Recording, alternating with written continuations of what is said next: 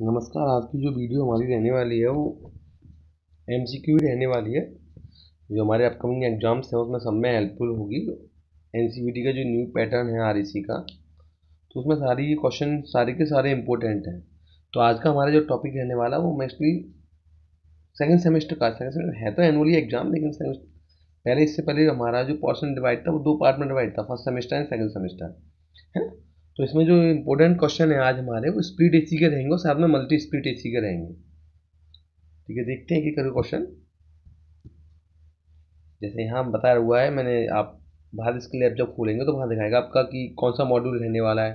तो हमारे क्वेश्चन है वो मल्टी स्पीड एसी के और कार एसी के हैं सारे के सारे। ठीक है, इंग्लिश हिंदी दोनों लैंग्वेज में यहाँ मैं क्वेश्चन आपको एक्सप्लेन करूँगा, साथ में आंसर भी दिखाऊंगा। ठीक है, तो पहला क्वेश्चन है, सबसे पहले देखते हैं। मेरे क्वेश्चन आंसर बताने से पहले पहले आप लोग एक बार उसको अटेम्प्ट कर लो। इससे फ़ायदा ये रहेगा, जब आप एग्जाम में क्वेश्चन को अटेम्प्ट कर रहे होंगे तो आपको उसके लिए ऐसा लगेगा जैसे आप पहले क्वेश्चन इसको अटेम्प्ट कर चुके हो। तो पहला क्वेश्चन है कि इन्वर्टर स्प्लिट एसी में किस प्रकार की कंप्रेसर मोटर का उपयोग किया जाता है ना। तो क्वेश्चन क्या, what type of compressor motor is used in inverter split AC. तो आंसर है इसका लगातार गति compressor motor, centrifugal compressor motor, open type compressor motor या variable speed motor.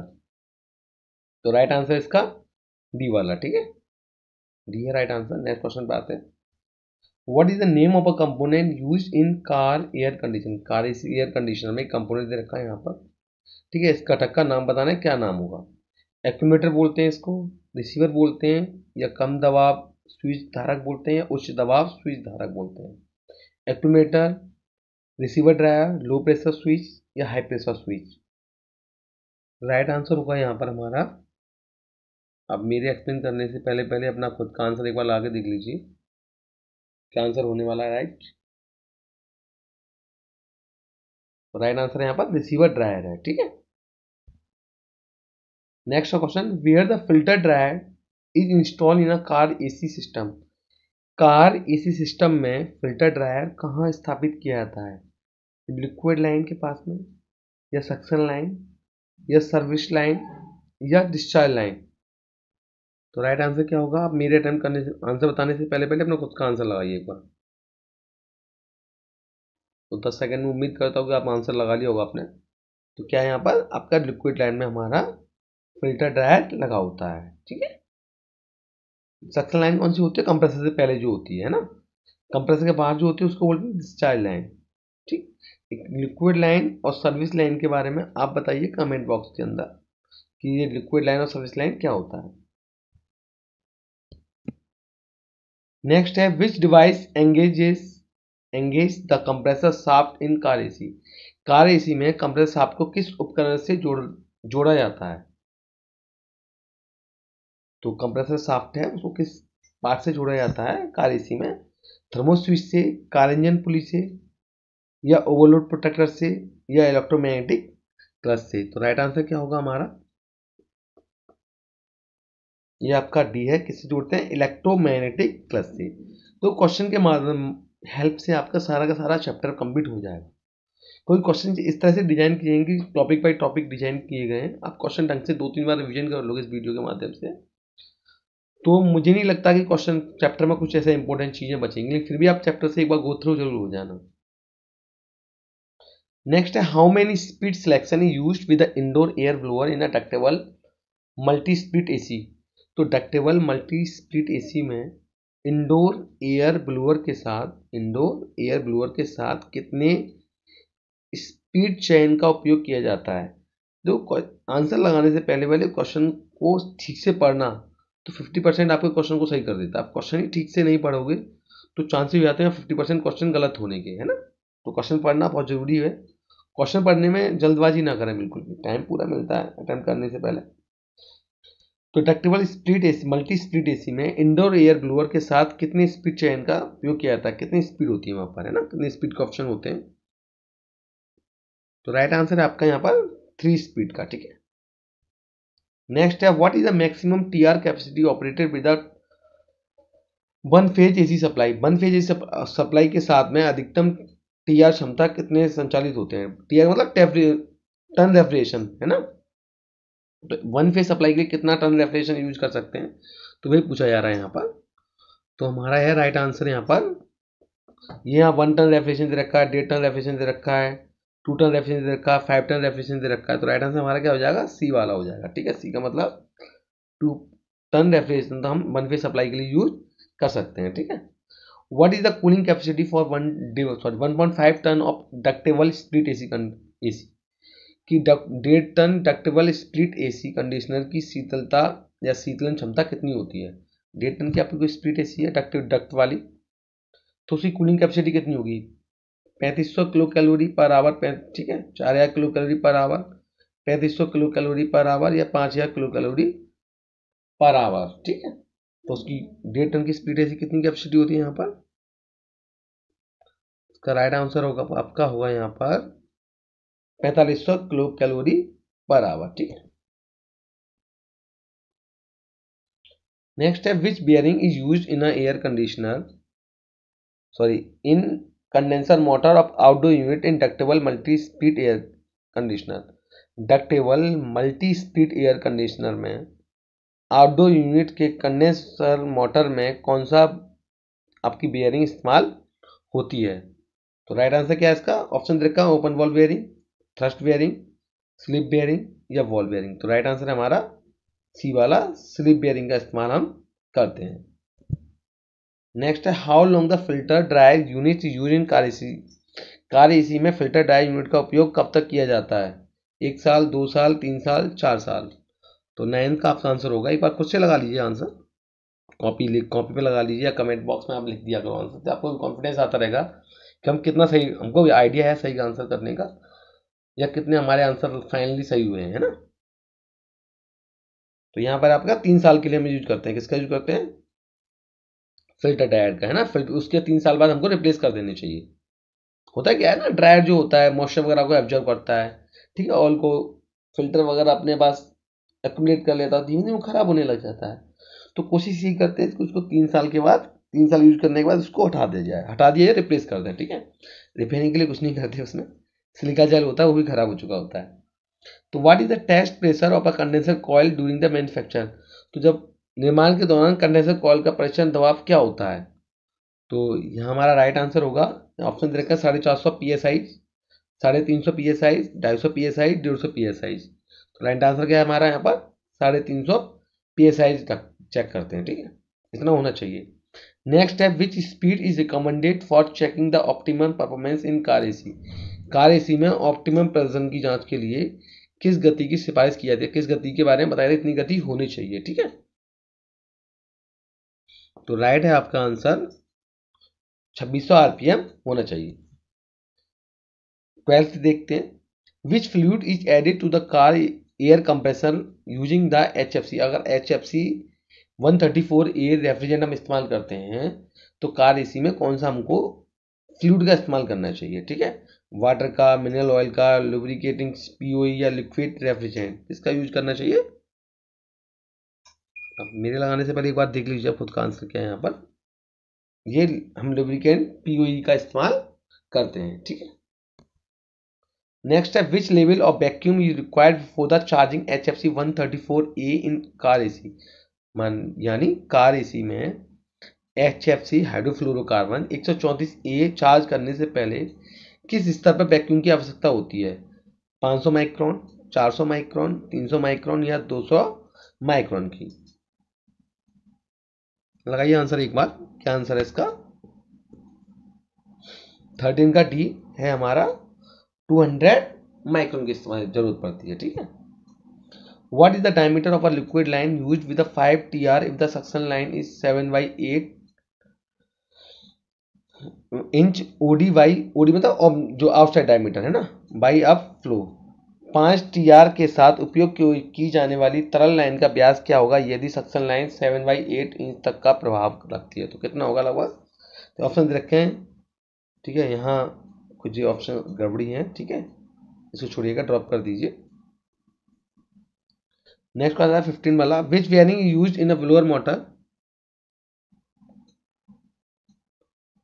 Motor of if the indoor unit in a ductable split air condition, ductable split air conditioner में indoor unit के blower motor में कौन सा bearing होता है, ठीक है।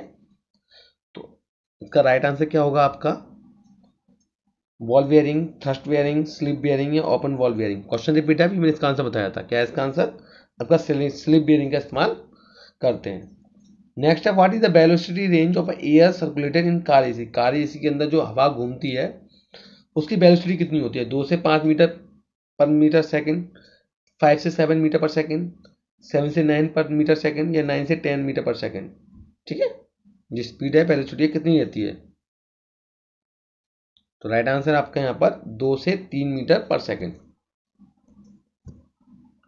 17 है what is the test pressure of cooling coils during the, अभी इससे पहले हमने कंडेंसर कॉइल का प्रेशर देखा था कितना होता है लगभग, ठीक है। यहाँ कूलिंग कॉइल का प्रेशर देखा है, जब उसको मैन्युफैक्चर किया जाता है, बनाया जाता है, तो कितना प्रेशर रखते हैं, तो कितने पर चेक किया जाता है उसको प्रेशर को, कूलिंग कॉइल को 350 PSI पे है, ठीक है।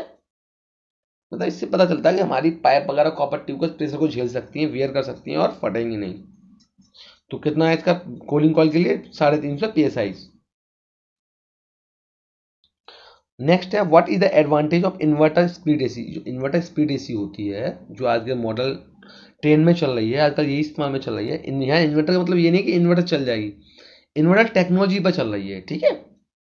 जो हमारी नॉर्मल एसी होती है वो क्या होता है, जब हमने जो टेम्परेचर सेट होता है हमारा, मान जो हमने लगा रखा 25 डिग्री सेल्सियस पे, जैसे ही रूम का टेम्परेचर 25 डिग्री सेल्सियस पहुंचता है तो एसी बंद हो जाती है। लेकिन इन्वर्टर में क्या हो, कंटिन्यूस चलती रहती है और अपनी हाफ स्पीड या 1/4 स्पीड पर आ जाती है। इन तरह की स्पीड एसी को हम क्या बोलते हैं, इन्वर्टर स्प्लिट एसी बोलते हैं। तो इसके ऑप्शन दे रखे हैं कि क्या करती है, कंप्रेसर हट जाता है इसमें, या बिजली ज़्यादा बचाती है, ठीक है, ऊर्जा, ठीक है, लो एनर्जी एफिशिएंसी, कम ऊर्जा दक्षता, या करंट ड्रॉन इज हाई, इसमें करंट का ज़्यादा। तो राइट आंसर क्या होगा इसका, हाई एनर्जी एफिशिएंसी, उच्च ऊर्जा दक्षता, ठीक है। Which refrigerant control use in car AC में किस रेफ्रिजरेंट नियंत्रण का उपयोग किया जाता है। ऑप्शन दे रखे हैं आपके यहाँ पर, हैंड शट ऑफ वाल्व, एक हैंड शट ऑफ वाल्व होता है, या स्वचालित विस्तार वाल्व होता है, या थर्मोस्टेटिक विस्तार वाल्व होता है, या थर्मल विद्युत विस्तार। तो कार एसी में किस वाल्व का इस्तेमाल किया जाता है, जो हमारा पार्ट्स होता है ना एसी के अंदर, कंप्रेसर होता है आपका, ठीक है, कंडेंसर होता है, उसके बाद एक्सपेंशन डिवाइस होता है। तो उस एक्सपेंशन डिवाइस के बारे में यहाँ पूछा था कि जो एक्सपेंशन डिवाइस है, इस एक्सपेंशन डिवाइस का काम क्या होता है, रेफ्रिजरेंट के फ्लो को कंट्रोल करना, ठीक है।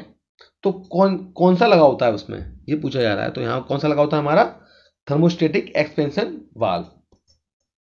नेक्स्ट है which is the accurate method of refrigerant charging in car AC में रेफ्रिजरेंट चार्जिंग की सही विधि कौन सी है, बटन के द्वारा इसका करें, ठीक है, या डायल चार्ज द्वारा, या सक्शन प्रेशर द्वारा, या साइड ग्लास बबल्स के द्वारा चेक करें, ठीक है, किसके द्वारा हमको गैस चार्जिंग करना चाहिए, अपना एक बार आंसर लगा लीजिए आप लोग।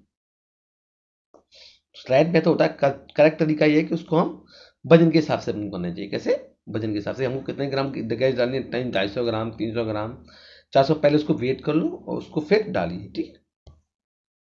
नेक्स्ट है which device equalises the pressure between the low and high side of split AC during off cycle, कौन सा उपकरण साइकिल ऑफ चक्कर के दौरान स्प्लिट एसी के निम्न या उच्च पक्ष के बीच दबाव को बराबर करता है ना।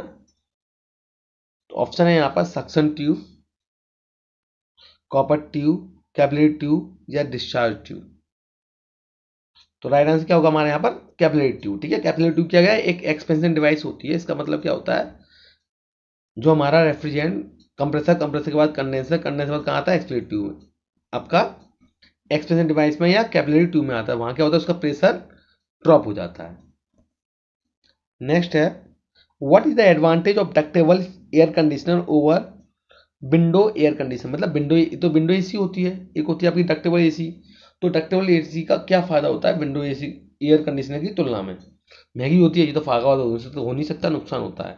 नॉइजी ऑपरेशन, शोर संचालन की वजह से, साइलेंट ऑपरेशन की मौन संचालन की वजह से, नीड्स मोर स्पेस कि वो जगह ज़्यादा घेरती है, इसकी वजह से। सोचिए एक बार आंसर क्या होगा इसका, इसके साइलेंट ऑपरेशन की वजह से, क्योंकि सारा पार्ट बाहर होता है डक्टेबल एसी का पूरा, सिर्फ डक्ट लगी होती है हवा फेंकने के लिए। तो इससे क्या है, साइलेंट ऑपरेशन होता है एकदम। नेक्स्ट है which motor use to drive the condenser fan of outdoor unit in ductable split AC. अब डक्टेबल स्प्लिट एसी का बात करें हम, तो उसका जो फैन होता है कंडेंसर फैन, उसको चलाने के लिए, ठीक है, किस मोटर का इस्तेमाल किया जाता है? Capacitor start capacitor run motor, 3 चरण वाली मोटर, 3 फेज इंडक्शन मोटर, या परमानेंट स्प्लिट मोटर जिसे पीएससी मोटर बोलते हैं, या शेडेड पोल मोटर जिसे एसपीबी मोटर बोलते हैं। तो 23 का हमारा राइट आंसर क्या है? आपका सी हो जाएगा, परमानेंट स्प्लिट मोटर का इस्तेमाल करते हैं। ठीक है, 24 पे आते हैं। 24 है what which is the source of drive for a compressor shaft in car AC. Car AC में कंप्रेसर शाफ्ट के लिए ड्राइव का स्रोत क्या है, किससे चलता है वो, किससे, कहाँ से उसको पावर मिलती है कंप्रेसर को? ठीक है, जो शाफ्ट जुड़ी है, चुंबकीय क्लच से, कंडेंसर फैन से, इंजन शाफ्ट से, या ब्लोअर फैन से। राइट आंसर क्या आपका? इंजन शाफ्ट से वो पावर प्राप्त करता है। ठीक है, कंप्रेसर। और जुड़ा किसकी मदद से होता है? मैग्नेटिक क्लच की मदद से। इससे पहले क्वेश्चन हम लोग डिस्कस कर चुके हैं। नेक्स्ट है पंप डाउन ऑपरेशन के दौरान मल्टी स्पीड एयर कंडीशनर में लिक्विड रेफ्रिजरेंट कहाँ स्टोर किया जाता है? Where the liquid refrigerant is stored in a multi speed air condition during the pump down. Pump down का मतलब होता है जब हम एसी को एक जगह से दूसरी जगह इंस्टॉल करना हो तो हम उसकी सारी गैस को स्टोर कर लेते हैं। उसको स्टोर कहाँ की जाती है? तो जब स्टोर की जाती है दूसरी जगह, ठीक है, तो उसको बोलते हैं पंप डाउन। इवोपरेटर में इस्तेमाल स्टोर की जाती है, कंडेंसर में, एक्यूमुलेटर में, या लिक्विड रिसीवर में? बताइए आंसर क्या है इसका। थोड़ा आवाज़ मेरी मोटी लग रही है, क्लियर नहीं आ रही होगी, तो जुकाम की वजह से, उसके लिए एक्सट्रीमली सॉरी बेटा। तो क्वेश्चन क्या, इसका आंसर है आपका 25 का बी वाला, कंडेंसर में स्टोर किया था जो हमारा आउटडोर यूनिट होती है। ठीक है, क्वेश्चन 26 है what the multiple speed of a blower motor use in the indoor unit of ductable speed air conditioner. Ductable split air conditioner की इंडोर यूनिट में ब्लोअर मोटर की बहुगति होती है। वो बहुगति कितनी कितनी तरह की होती है और क्या क्या है उसकी रेंज, है ना, याद रखा आपकी 500 रुपये लो होता है, मीडियम पर 550 होता है, हाई तरह का 250 रुपये, इतने सारे ऑप्शन दे रखे हैं। ठीक है, तो राइट आंसर क्या है आपका? यहाँ पर मैं आपको एक आंसर लगा लीजिए, मैं फ्री में आपको बता दूंगा लास्ट में। तो राइट आंसर है लो होती है 800 आरपीएम, मीडियम 850, हाई 920 होती है। ठीक है, ध्यान रखना 800, 850, 920 किसके लिए? डक्टेबल स्प्लिट एसी के लिए, ब्लोअर मोटर के लिए। ठीक है, ब्लोअर मोटर कहाँ लगी? तो अंदर साइड पे लगी होती है। ठीक है, What type of material used to support the tubes on a both side of the air cooled condenser? आपका एयर कूल्ड कंडेंसर कौन से होते हैं? जो एयर से ठंडे हो रहे हैं, ना। वाटर कूल्ड कंडेंसर जो वाटर से ठंडे हो रहे हैं। ठीक है, तो एयर कूल्ड कंडेंसर के दोनों तरफ ट्यूब को सहारा देने के लिए किस प्रकार की सामग्री का इस्तेमाल किया जाता है या प्रयोग किया जाता है? कॉपर शीट का, माइल्ड स्टील शीट का, एल्यूमिनियम शीट का, या गैल्वेनाइज्ड आयरन शीट। गैल्वेनाइज्ड कौन सी होती है? जिनमें जो कि लेड में हमारी, सॉरी लेड नहीं, जस्ट जिंक में डूबी होती है। ठीक है, जिंक के लिक्विड में या सॉल्यूशन में जिन पाइप आयरन शीट को डुबा के बनाया जाता है उनको बोलते हैं गैल्वेनाइज्ड आयरन शीट। इससे फायदा क्या होता है? जंग नहीं लगती। ठीक है, उसमें। तो 27 में क्या होगा हमारा राइट आंसर? डी। ठीक है, गैल्वेनाइज्ड आयरन शीट का इस्तेमाल करते हैं। Which material is use for making the service valve. Service valve बनाने के लिए किस सामग्री का इस्तेमाल किया जाता है? ब्रास का इस्तेमाल किया जाता है, कास्ट आयरन का इस्तेमाल किया जाता है, या एल्यूमिनियम का यूज किया जाता है, या स्टेनलेस स्टील का यूज किया जाता है? राइट आंसर क्या है हमारा यहाँ पर? सर्विस वाल्व के लिए जो हमारी आउटडोर यूनिट में लगा होता है, जहाँ से हम गैस वगैरह डालते हैं, या उसकी जो भी पाल की मदद से सप्लाई को बंद करना हो, तो किसका बना होता है? वो ब्रास का हमारा बना होता है। नेक्स्ट है what is the purpose of providing gas blast in a 2 stage rotary vacuum pump. 2 चरण रोटरी वैक्यूम पंप में गैस ब्लास्ट प्रदान करने का उद्देश्य क्या होता है? जल वाष्प को संघनन से बचाने के लिए, या avoid condensation of water vapour, prevent condensation of nitrogen, prevent condensation of dry air, या अवॉइड कंडेंसेशन ऑफ रेफ्रिजरेंट संघनन, या रेफ्रिजरेंट जल वाष्प के कारण या नाइट्रोजन से करने के लिए, शुष्क हवा के संघनन को रोकने के लिए, रेफ्रिजरेंट के संघनन से बचाने के लिए। तो 29 का राइट आंसर क्या है हमारे यहाँ पर? ए वाला। ठीक है, अवॉइड कंडेंसेशन ऑफ वाटर, मतलब वाटर को जमने से हम बचाने के लिए क्या करते हैं? हम गैस ब्लास्ट करते हैं। ठीक है, 2 स्टेज रोटरी वैक्यूम पंप में। What is the use of anemometer. Anemometer का क्या यूज होता है? पानी के प्रभाव की जांच करने के लिए, वायु प्रभाव को मापने के लिए, करंट का मापने के लिए, वोल्टेज मापने के लिए। देखो ये तो होंगे नहीं आपके, ठीक है। इनका आप राइट आंसर आप लोग बताना क्या है इसका, बताइए। चेक वाटर फ्लो या मेजर में एयर फ्लो।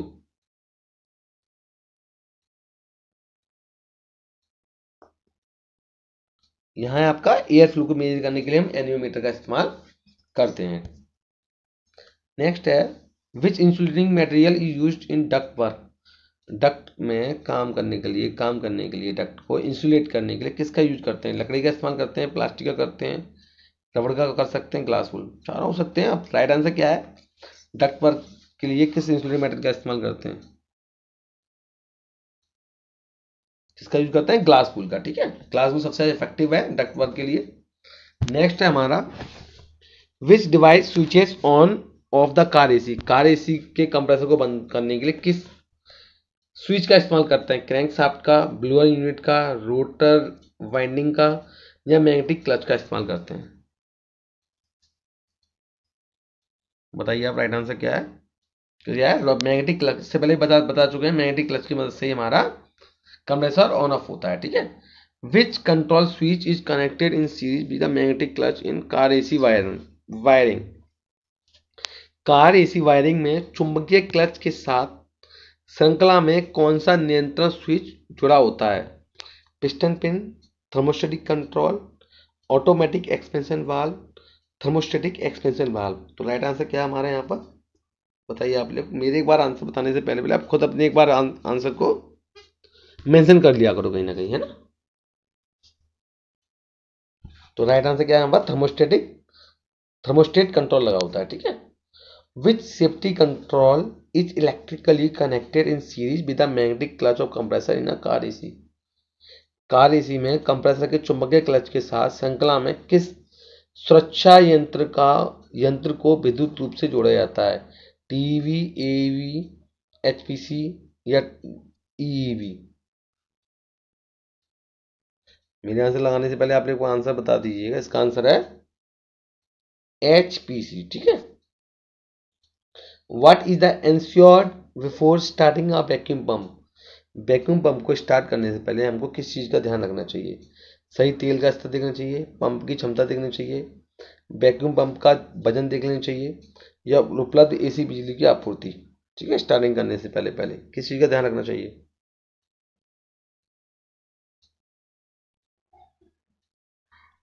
इसका आंसर आपका correct oil level. Oil level हम उसमें है कि नहीं प्रॉपर तरीका से, उसका ध्यान रखना चाहिए। What is the advantage of multi speed air conditioner. Multi speed air conditioner का क्या फायदा है? तो फायदा बताना है आपका कि एक इंडोर यूनिट के लिए बाहरी इकाई होती है, ठीक है, एक यूनिट होती है बहुत सारी। एक इंडोर यूनिट के लिए एक आउटडोर यूनिट, मतलब 2 आउटडोर यूनिट होती हैं एक इंडोर यूनिट के लिए, या सेवरल आउटडोर यूनिट होती हैं एक इंडोर के लिए, या 1 इन आउटडोर यूनिट होती है सेवरल इंडोर यूनिट के लिए। तो राइट आंसर क्या है इसमें? तो मैं सब हो नहीं सकता ना, ये तो कॉमन सेंस का तो आंसर क्वेश्चन है। एक आउटडोर होता है, बहुत सारी इंडोर यूनिट होती हैं। क्या इसका? एक आउटडोर होगा जो बाहर रखा होगा, और बहुत सारी क्या होंगी हमारी? इंडोर यूनिट होंगी, ठीक है, मल्टी स्पीड में। क्वेश्चन नंबर 37 है which part of car AC compressor एक्चुएट्स the piston directly. Car AC compressor का कौन सा भाग सीधा पिस्टन को सक्रिय करता है? तो इसका राइट आंसर है आपका, एक बार को आंसर देख लीजिए, क्रैंकशाफ्ट और कनेक्टिंग रॉड, रोटर और स्टेटर, स्वर्स प्लेट, स्वेस या स्वर्स प्लेट, कोई इशू नहीं है, ब्लोअर यूनिट, ठीक है।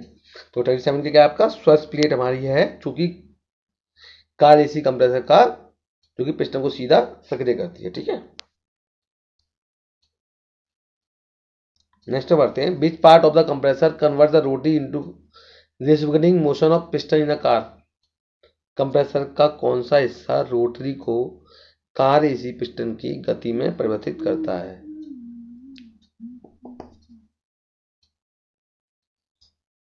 38 है आपका, यहाँ पर ऑप्शन दे रखते हैं connecting rod, magnetic clutch, Suez plate, crankshaft, ठीक है। तो 38 है आपका सी वाला। 39 पढ़ते हैं what is the use of magnetic clutch in car AC. तो कार एसी में मैग्नेटिक क्लच का क्या फायदा होता है, इस क्वेश्चन को पहले पढ़ चुके हैं हम लोग, लेकिन फिर भी क्वेश्चन ये नहीं था, लेकिन उसमें ऑप्शन में दे रखा था मैग्नेटिक क्लच।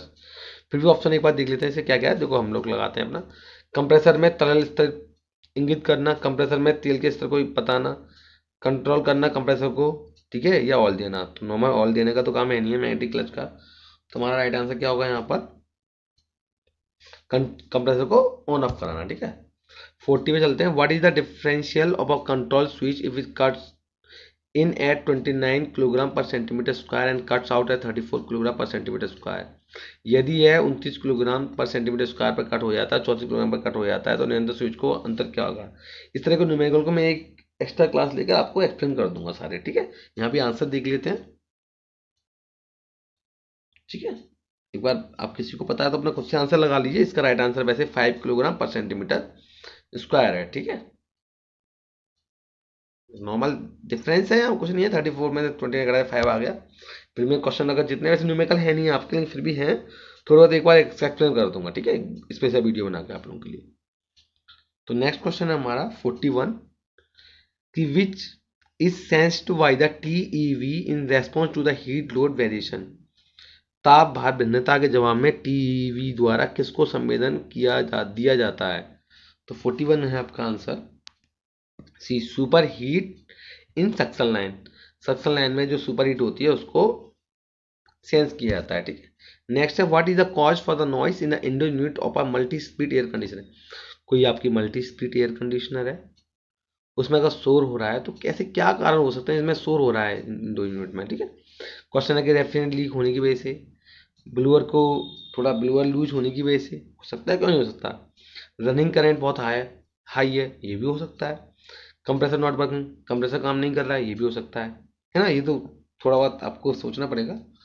तो देखो कंप्रेसर नॉट वर्किंग ये तो बाहर लगा होता है आउटर यूनिट में, ये तो कोई काम, इसका राइट आंसर हो नहीं सकता है ना। रेफरल लीक हो सकता है, लेकिन इतना रीजन नहीं है कि एसी चल रहा है, ठीक है। तो ये कोई दिक्कत नहीं, जरूरी नहीं है कि लीकेज होने की वजह से हो। लीकेज होगा तो निकल जाएगा सारा गैस, वैसे ही पता चल जाएगा। तो राइट आंसर हमारा क्या होगा, ब्लोअर होने की वजह से बहुत शोर होता है, ठीक है, विंडो यूनिट में। 43 में आते हैं। What is the indicated by the bubbles in the car is side glass. Car AC की दृष्टि ग्लास में या साइड ग्लास में बुलबुले जो क्या संकेत करते हैं, प्रेशर का संकेत करते हैं एयर का, पुअर कंप्रेसर के बारे में बताते हैं, या रेफ्रिजरेंट बहुत ज़्यादा मात्रा में, या शॉर्टेज ऑफ कि रेफ्रिजरेंट हमारा कम मात्रा। ये दोनों ऑप्शन एक ही है वैसे एक तरीका से, तो ये अलग है, ये कम दिखा रहा है, ये ज़्यादा दिखा रहा है ना। राइट आंसर क्या आप बताइए, ए बी सी डी में से क्या आंसर है आपका। Shortage of refrigerant, refrigerant short होते हैं तो क्या होता है, क्या पता चलता है, जो कार एसी में साइड ग्लास है उसमें ये बबल शो होने लग जाते हैं। 44 देखते हैं। Why the idler pulley use in the well driven car AC. Well संचालित, देखो हमारे कंप्रेसर चलाने की एक तो डायरेक्ट बिजली से चलता है, ठीक है, उसमें मोटर फिटेड होती है हर्मेटिक टाइप में। कार एसी वगैरह में या जो बड़े बड़े प्लांट हैं उसमें कंप्रेसर चलता है, वो मोटर ड्राइवन होता है प्राइम मूवर की वजह से, ठीक है। तो उसमें जो बेल्ट यूज की जा रही है आइडलर पुली, ठीक है, तो उसमें बेल्ट यूज की जा रही है या जो भी है, क्यों यूज की जा रही है आइडलर पुली, पुली उसके बारे में बताना है। बेल्ट संचालित कार एसी में आइडलर पुली का उपयोग क्यों किया जाता है। बेल्ट का कंपन कम करने के लिए, बेल्ट का तनाव बढ़ाने के लिए, ठीक है, फेदरिंग बढ़ाने के लिए, या बेल्ट तनाव कम करने के लिए। तो राइट आंसर क्या है, decrease the belt vibration.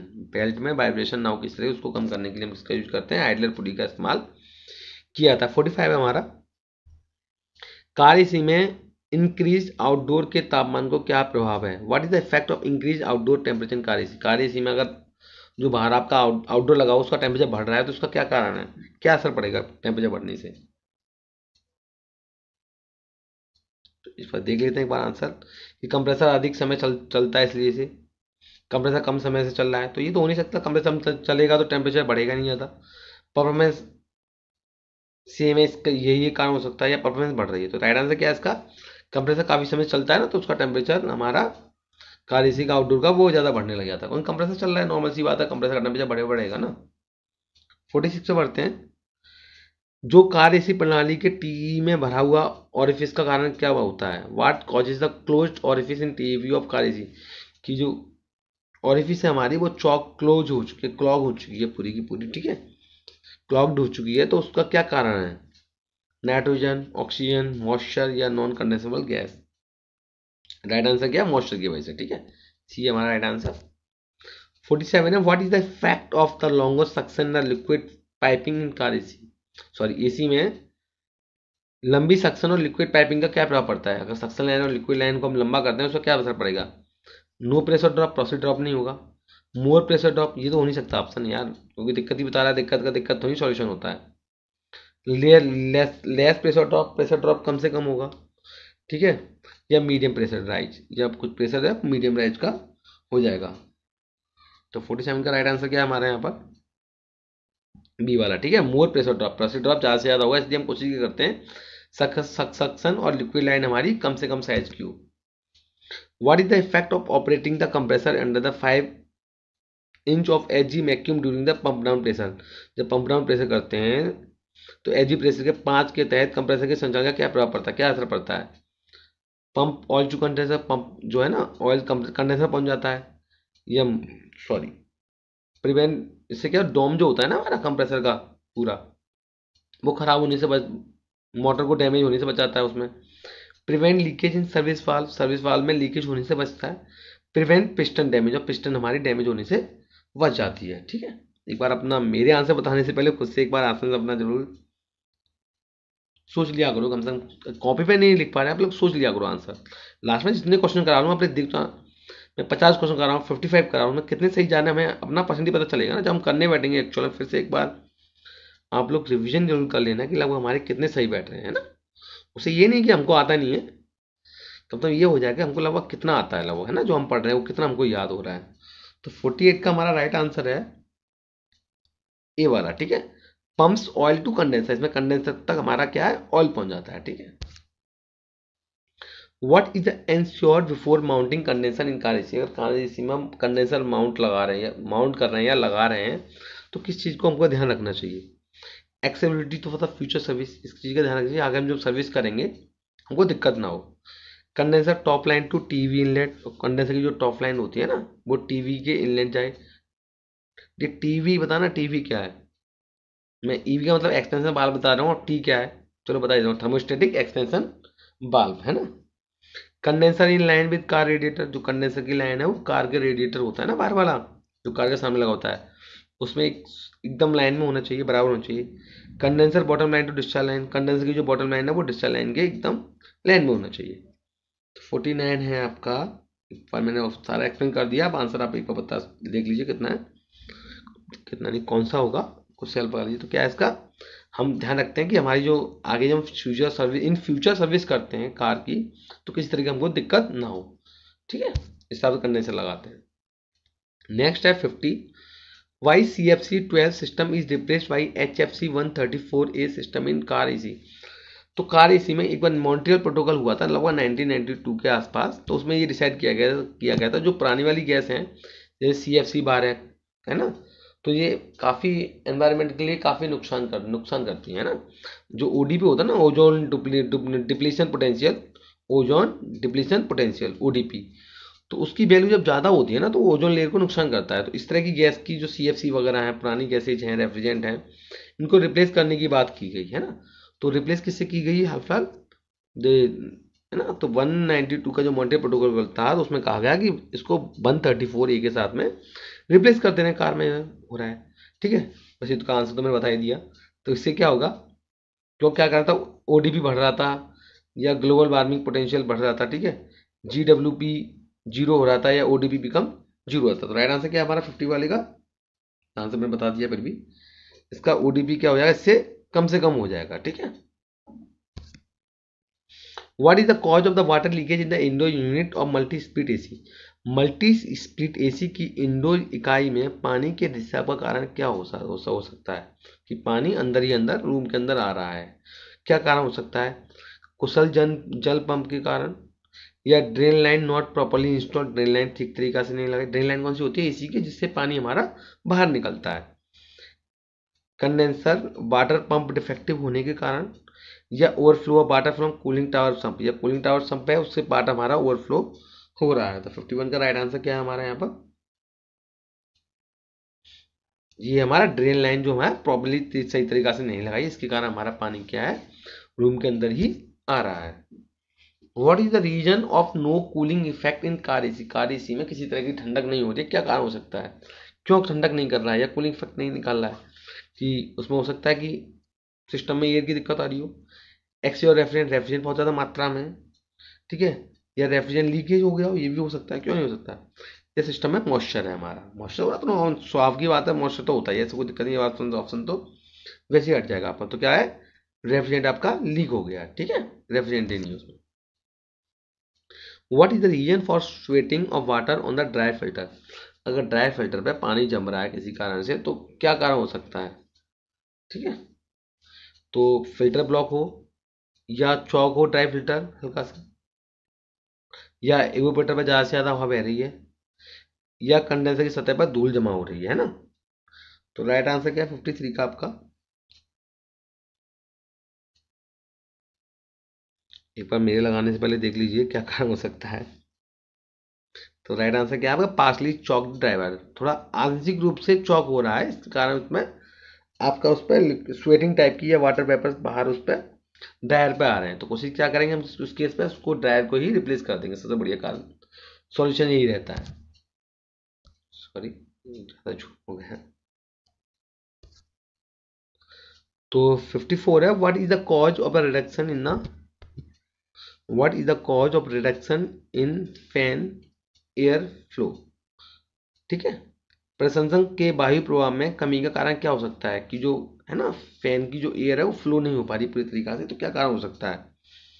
System में लीकेज के कारण, या फैन जो कैपेसिटर है वो कमजोर हो चुका है, रेफ्रिजरेंट अंडर चार्ज की रेफ्रिजरेंट भी चार्जिंग चल रही है, भी हो सकता है, या सप्लाई वोल्टेज नॉर्मल, या सप्लाई वोल्टेज नॉर्मल है, ये कारण हो सकता है। राइट आंसर क्या है हमारा?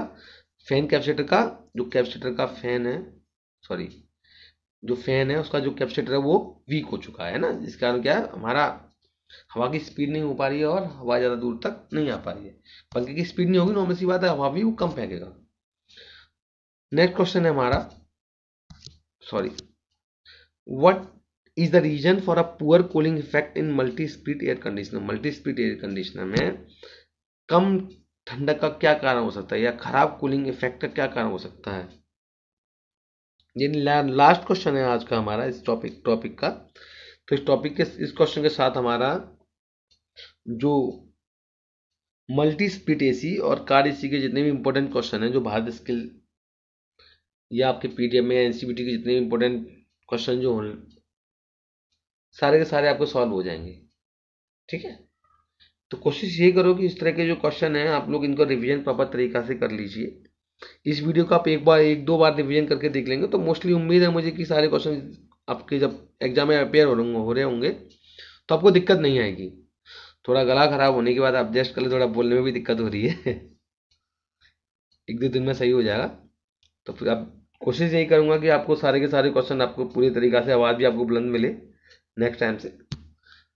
ठीक है, तो इसका राइट आंसर क्या रहने वाला है हमारा? कुशल कंप्रेसर के कारण, या प्रॉपर कंडेंसेशन से, गुड इंसुलेशन से, द डर्टी एयर फिल्टर से, क्या कारण हो सकता है ना?